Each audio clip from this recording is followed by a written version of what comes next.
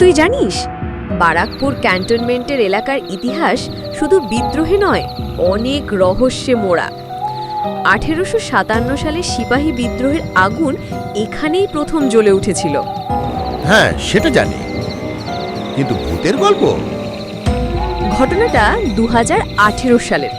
আমার দাদার ছেলে সেনাবাহিনীতে চাকরি পেয়ে ক্যান্টনমেন্ট এলাকায় পোস্টিং পায়। তখন রাতের গার্ড ডিউটিতে ও ছিল। একদিন হঠাৎ আমাদের ফোন করে বলল, কাকু, আমি যেটা দেখেছি ওটা স্বপ্ন নয়, ওটা ছিল সত্যি।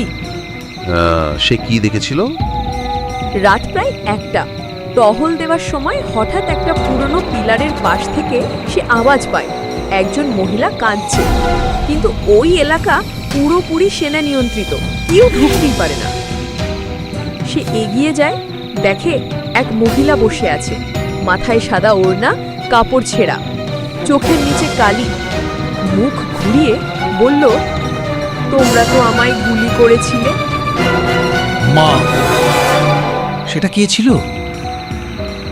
সে ছিল এক ব্রিটিশ আমলের ভারতীয় নার্স, নাম ছিল জয়ন্তী, যাকে নাকি বিশ্বাসঘাতকতার অভিযোগে ওইখানেই 1943 সালে গুলি করে মারা হয়। কিন্তু পরবর্তীতে জানা যায় সে আসলে নির্দোষ ছিল। তারপর থেকে প্রতি বছর মার্চ মাসে কেউ না কেউ ডিউটিতে কিছু অদ্ভুত দেখে, যেমন নিজে থেকে চাবি ঘোড়া, মাইনাসে নেমে যাওয়া তাপমাত্রা, ছায়া দেখা যাওয়া কিন্তু কেউ নেই। আর সবচেয়ে ভয়ঙ্কর, কানের কাছে ফিসফিস করে বলা, তুমি আমায় বিচার করবে। তোর দাদার ছেলে পালিয়ে এসেছে না? না রে, সে দাঁড়িয়েছিল, গা থরথর করে কাঁপছিল।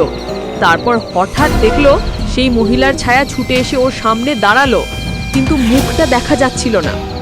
সেই মুহূর্তে অন্য এক গার্ড এসে ওকে ডেকে তোলে, আর আশ্চর্যভাবে ও একদম অচেতন হয়ে মাটিতে পড়ে যায়। জ্ঞান ফেরে হাসপাতালের বিছানায়।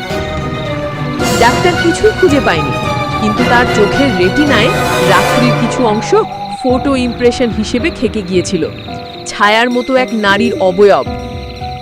মানে সেই ছায়া ক্যামেরা বা চোখে ধরা পড়ে? হ্যাঁ, অনেক সৈনিক এখনো বলে রাতে 6 নম্বর ব্যারাক এলাকায় যেও না। যারা যায় তারা আর আগের মতো থাকে না। এক একজনের মধ্যে পরিবর্তন দেখা যায়।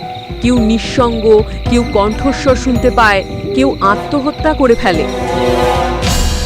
শেষ কথা, বারাকপুরের ইতিহাসের মধ্যে যেসব নীরব অন্যায় চাপা পড়ে গেছে, সেগুলো এখনো নাকি সময়ে সময়ে ফিরে আসে ছায়ার রূপে। সেই নারীর আত্মা আজও ন্যায় চায়, আর তাই সে তাকিয়ে থাকে, কে বিচার করবে আমাকে।